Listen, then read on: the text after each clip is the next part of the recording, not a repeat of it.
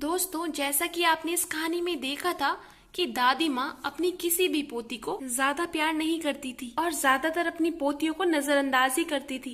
वो सिर्फ अपनी पोती बंटी से बेइंतहा प्यार करती थी, और जबकि बंटी अपनी दादी माँ को बिल्कुल ध्यान नहीं देता था और उनकी बातें भी नहीं मानता था, पर उनकी तीनों पोतियां अपनी दादी से बहुत प्यार करती थी, का ख्याल भी रखती थी। दोस्तों, दादी को ऐसा सबक मिला जिससे उन्हें पता चला कि चाहे पोता हो या पोती, बात एक ही है।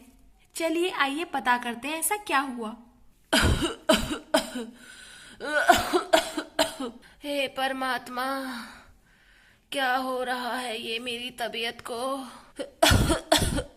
दादी माँ की तीनों पोतियां उनकी बहुत देखभाल करती। तीनों पोतियां उनकी सेहत के लिए भगवान से प्रार्थना भी करती थी। कोई उनका सर दबाता तो कोई उनके पैर दबाने लगती। दादी की ढेर सारी दवाइयां चल रही थी। उनका बेटा भी उनके लिए बहुत परेशान था कि अम्मा जी कैसे ठीक होंगी, पर उनका पोता जरा भी उनका ध्यान नहीं रखता और आते जाते भी उनकी जरा भी खबर नहीं करता।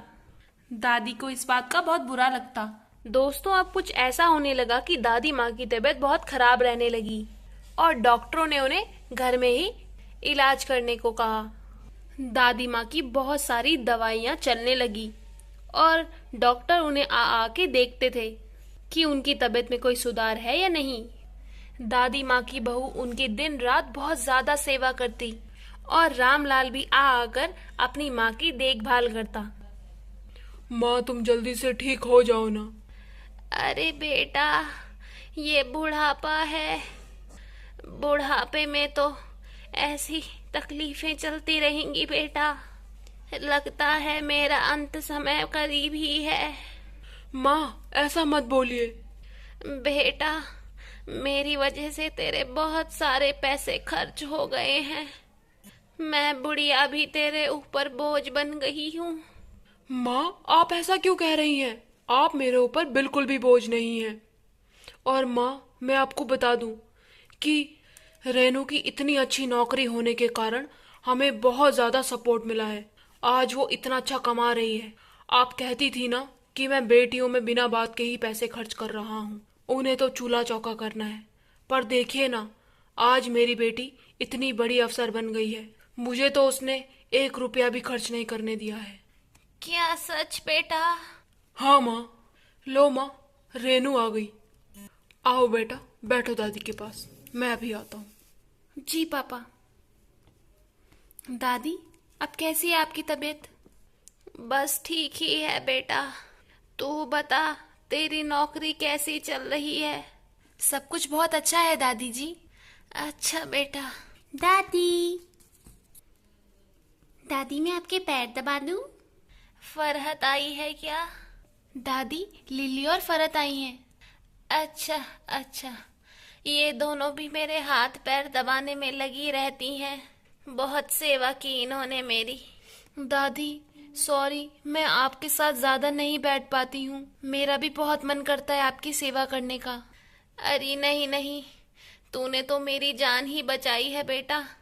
अभी अभी तेरे पिताजी ने बोला कि तूने इतना खर्चा उठाया है। इतने समय से मैं बीमार थी। दादी, ये तो मेरा फर्ज है। जुग जुग जी मेरी बच्ची। माँ जी कितनी ज्यादा बदल गई हैं। बेटा, बंटी क्या कर रहा है?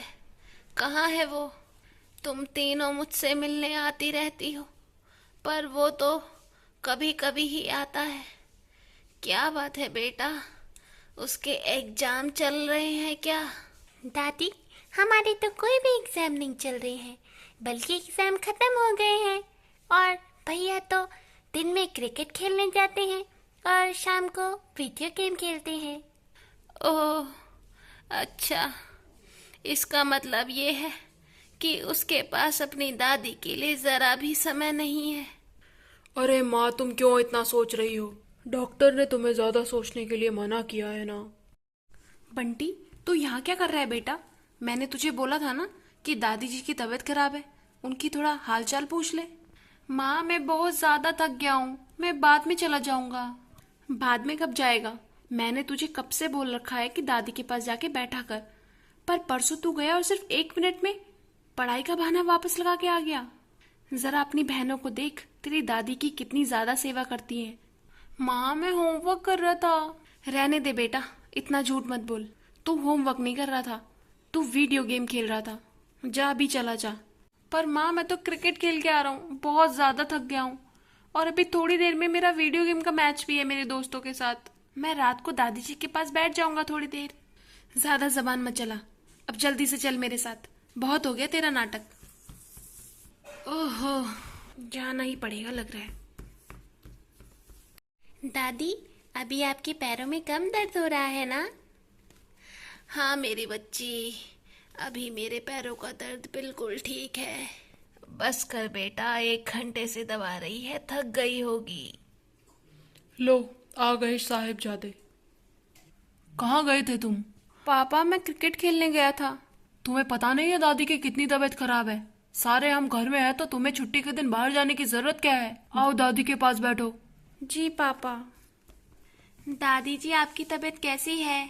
मैं बिल्कुल ठीक हूँ मेरे बच्चे। दादी, आप अपना ध्यान रखा करो। आप तो सच में बहुत ज्यादा ही कमजोर हो गए हो दादी।